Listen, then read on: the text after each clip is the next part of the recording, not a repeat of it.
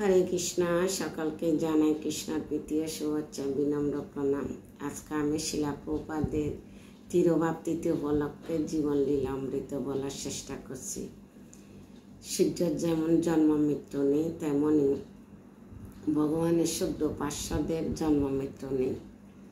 তারা আসে, ভগবানের নির্দেশ পালন করে, বিশেষ বিশেষ কাজ সমাপন করে, আবার ভগবত ধামে প্রত্যাবর্তন করে। তাদের মধ্যে হচ্ছে শিলা প্রভুপাদ, জগৎগুরু শিলা প্রভুপাদ। আজকে জগৎকে শিক্ষা দিচ্ছে কিভাবে হরির নাম প্রচার করতে হয়। চৈতন্য মহাপ্রভু বলে গেছেন, পৃথিবীতে আছে যত নগর আদি গ্রাম, সর্বত্র প্রচার হবে মোরে নাম।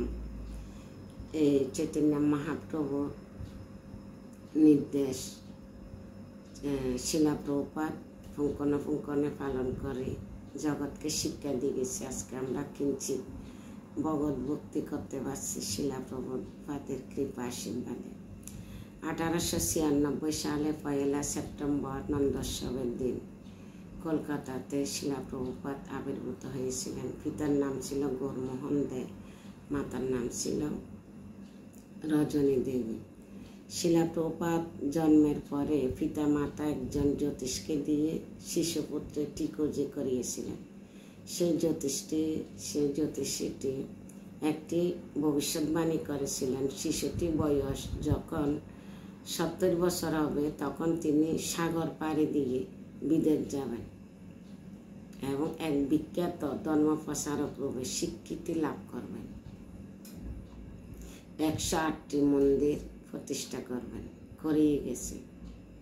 শিলা প্রভুপাদ যা কুষ্টিতে লেখা ছিল তাই জ্যোতিষের গণনা অনুযায়ী শিলা প্রভুপাদ পুঙ্কনে পুঙ্কনে তা করছে। 108টি মন্দির তৈরি করছে এবং সাগর পাড়ি দিয়ে বিদেশ গিয়ে কিভাবে ভক্ত তৈরি করছে।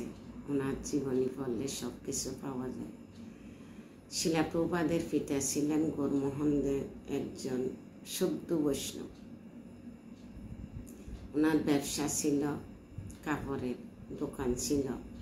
তো প্রত্যেক দিন এক বাটি ফ্লোরে অন্ন রাখে দিত। কেন? ইন্দুর ছিল, ইন্দুরে ক্ষুধার তাড়নায় যেন কাপড় কাটি না দেয়, তার জন্য এক বাটি ভাত রাখত। আর উনি রাত্রে আসে, স্নান করে, আরতি করত, চৈতন্য চরিতামৃত গ্রন্থ পড়ত এবং ভাগবতম পাঠ করত। তো শিলা প্রভুপাদ ছোটবেলা থেকে বাবার শিক্ষা পেত। বাবা কি করছে না করছে সাথে থাকতো, আরতি করলে দাঁড়ায় থাকতো, চৈতন্য চরিতামৃত গ্রন্থ ভাগবতম পাঠ করলে পাশে বসে বসে শ্রবণ করত। 5 বছর বয়সে স্কুলে ভর্তি করান মতিলাল স্কুল, ফ্রি স্কুলে ভর্তি করান। গৌরমোহন চেয়েছিলেন ওনার পুত্র যেন বৈষ্ণব হয়। তিনি চেয়েছিলেন অবচরণ যেন রাধারানীর সেবক হয়, ভগবানের প্রচার, ভাগবত কথা প্রচার করে এবং মৃদঙ্গ বাজাতে শিখে। আর বাড়িতে তিনি প্রায় সাধুদের নিমন্ত্রণ করতেন এবং তাদেরকে বলতেন, আমার পুত্রকে আশীর্বাদ করো যেন রাধা কৃষ্ণ সেবা করতে পারে। তো প্রত্যেক পিতা মাতার কর্তব্য সাধু বৈষ্ণবের কাছে এটা চাওয়া, ভক্তি চাওয়া এবং সন্তানের জন্য প্রার্থনা করা ভক্তির জন্য। তারপর যখন 6 বছর বয়স হয়েছে তখন পিতার কাছে আদেশ করলো, আমি রাধা কৃষ্ণ সেবা করব, রাধা কৃষ্ণর বিগ্রহ আনি দাও। তখন অবচরণ প্রভুপাদ, তখন প্রভুপাদের পিতা রাধা কৃষ্ণর যুগল মিলন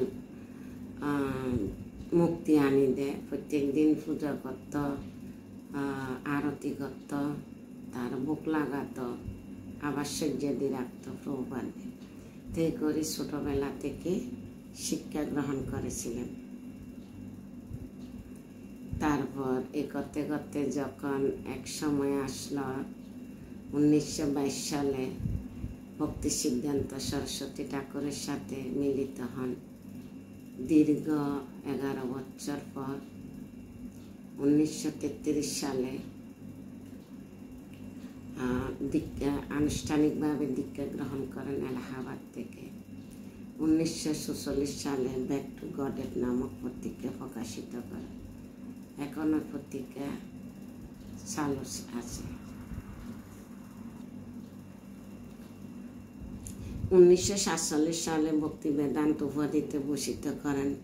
1950 সালে 54 বছর বয়সে শিলা প্রভুপাদ সংসার জীবন থেকে অবসর গ্রহণ করেন।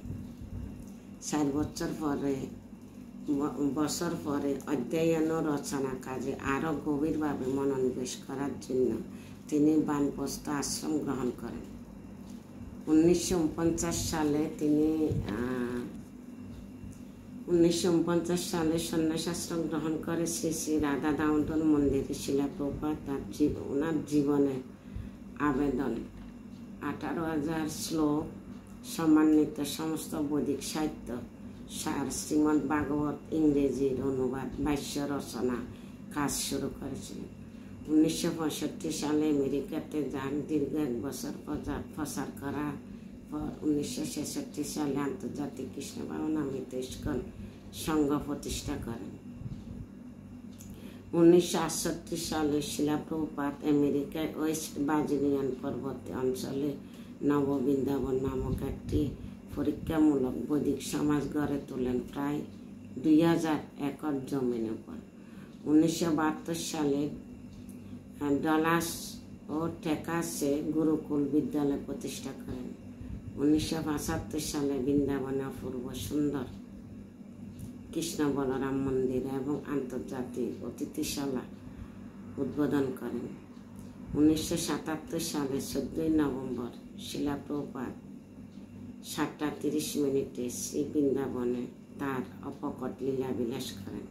কিন্তু আজও তিনি ওনার অমৃতময় গ্রন্থের মধ্যে বা ভগবানের বাণীর মধ্যে মুক্ত হয়ে